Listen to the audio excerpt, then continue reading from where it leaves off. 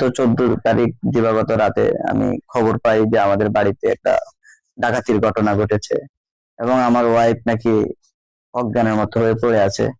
এই পরিপ্রেক্ষিতে আমি আরো তথ্য নেওয়ার পরে আমি জানতে পারি যে আমার স্ত্রীকে যে কোনো ভাবে, তখন আমি আসলে আমার হিতাহিত জ্ঞান ছিল না, আমি থাকি নারায়ণগঞ্জ। তখন আমি আমার ছোট ভাই মেজো ভাইকে সাথে নিয়ে ঢাকা বাড়ির উদ্দেশ্যে আমি রওনা দেই। কিন্তু আমার আস্তে আস্তে এতটাই দেরি হয় যে আমি বাসায় এসে আমার স্ত্রীকে দেখতে পাইনি। শেষ পর্যন্ত আমার থানায় এসে আমি স্ত্রীকে দেখি। তখন আমার আসলে দুনিয়া সবকিছু আমার এতটাই, আমি হতাশাগ্রস্ত, এতটাই আতঙ্কিত বা এতটাই মানসিক ভাবে ভেঙে পড়ছি, যেটা আমার আসলে আর আমি ছাড়া আসলে কেউ বলতে পারবে না। তারপর থেকেই বিভিন্ন ভাবে যেটা খবর খবরে আসছে, পত্রপত্রিকা আসছে, সোশ্যাল মিডিয়া আসছে, যেটার সাথে আমার ভাইয়ের স্ত্রী জড়িত। তখন যখন প্রথম প্রথম শুনছি, তখন আমি নিজের চক্ষু মনকে বা নিজের কানকেও বিশ্বাস করতে পারি না, কারণ এই ধরনের ঘটনা আমার সংসারে কোনোদিন ছিল না। বা আমার স্ত্রী, আমার ওয়াইফ বা আমার পাড়া প্রতিবেশী বা আমার মা, কারো কাছ থেকে আমি নিজের চোখেও কোনোদিন দেখি নাই যে এরকম একটা পরিস্থিতি হবে।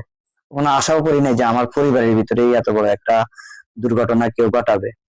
তো এরপরে যখন দেখলাম যে না, ওই আমার মেজো ভাইয়ের ওয়াইফ তার স্বীকারোক্তিতে বলছে সেই আমার স্ত্রী, তখন তো আসলে আমার আরো আরো হয়ে গেছি আমি, আরো অন্যরকম, মানে আমার জীবনটা মনে হয় শেষ হওয়ার পথে, আমি না থাকার মতো এই দুনিয়ায়। কারণ এত কষ্ট, এত অশান্তি নিয়ে আমার নিষ্পাপ স্ত্রীকে দুনিয়া থেকে বিদায় করছে, আমি এটা কিছুতেই মেনে নিতে পারতেছিলাম না। তারপরে আমার বড় মেয়েটাকে আমি নিজের কাছে রাখছি, ছোট মেয়েটাকে, আমার দুধের বাচ্চাটাকে আমি তার নানির কাছে রাখছি, আমি প্রতিদিন তাদেরকে আমি দেখাশোনা করি। তো এই অবস্থায় আমার জীবনটা এভাবেই চলতেছিল আর কি। স্ত্রী এই দুনিয়া থেকে চলে গেছে আজকে 4-5 দিন হবে। তো এখন পর্যন্ত আমার পাড়া প্রতিবেশী, আত্মীয় স্বজন, আমার কাছের আপনজন কেউ আমাকে এখন পর্যন্ত এতটুকু সান্ত্বনা দিতে আসে নাই। আমি যে এতটা মানসিক ভাবে ভেঙে পড়ছি, আমি যে এতটা এতটা ট্রমার মধ্যে আছি, কেউ আমার মানসিক অবস্থাটা বোঝার চেষ্টা করতেছে না। সবাই বলতেছে আমি এটা করি না কেন, আমি ওইটা করি না কেন, আমি এটা করি না ওইটা করি না। আমার তো মানসিক অবস্থা তো, আমি আমি তো পুরোপুরি ভেঙে পড়ছি। আমি তো এখন মানে বিছনায় শায়িত ধরতে গেলে। আর তারপরে আমার বড় মেয়েটাকে নিয়ে আমি তাকে আমি নিজে সামলাইতেছি, নিজে সামলানো লাগতেছে। তার উপরে সে অনেক অসুস্থ। তারপরে গতকালকে একটা মানববন্ধন হয়েছে। তো আমি আমি যারা মানববন্ধন করছে, আমার শ্বশুর বাড়ির লোকজন এবং আমাদের আত্মীয় স্বজন মিলে তারা মানববন্ধন করছে, আমাকে বলছে।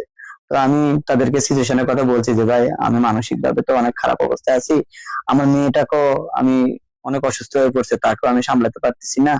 তারপরে আমি যদি বাড়িতে আসি, তখন আমি শ্বশুর বাড়ি ছিলাম, যদি আমি বাড়িতে আসি তখন আমি মানববন্ধনে উপস্থিত থাকার চেষ্টা করব।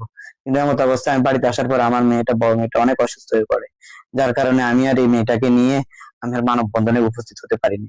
কিন্তু শুধু আমি বুঝতেছি যে আমি আমি কি জিনিস হারাইছি বা আমার কি ক্ষতি হয়ে গেছে। এবং আমি প্রথম থেকে শেষ পর্যন্ত, এখন পর্যন্ত আমি চাই আমি আমার মিমের যে খুনি, যে মিনা, তার আমি সর্বোচ্চ সর্বোচ্চ শাস্তি দাবি করি। এবং আমি আপনাদের সাংবাদিক ভাইদের মাধ্যমে, প্রশাসনের মাধ্যমে আমি চাচ্ছি যেন সর্বোচ্চ সহযোগিতা কামনা করতেছি, যেন এর সাথে আর কেউ জড়িত আছে কিনা এটা সুষ্ঠু তদন্তের মাধ্যমে আমি প্রকৃত দোষীদের যেন পুলিশ প্রশাসন এবং আপনাদের সাংবাদিক ভাইদের মাধ্যমে যেন আপনারা বের করে আনতে পারেন। আপনাদের কাছে আমি এটাই সবসময় মানে আশা করি, এবং যত দ্রুত পারেন। এবং আমার আমার ক্ষেত্রে আমি যতটুকু সহযোগিতা দরকার, যেখানে যেখানে দরকার, যা যা করার দরকার, আমার স্ত্রীর সুষ্ঠু বিচার বিচার পাওয়ার ক্ষেত্রে আমি ঠিক সেই কাজটাই করব। কিন্তু আপনারা কেউ আমাকে ভুল বুঝবেন না, আমার একটু মানসিক অবস্থাটা বোঝার চেষ্টা করবেন এবং আমার সন্তানগুলোর দিকে তাকিয়ে অন্তত সবাই আমার পাশে একটু দাঁড়াবেন, আমাকে একটু সান্ত্বনা দেওয়ার চেষ্টা করবেন।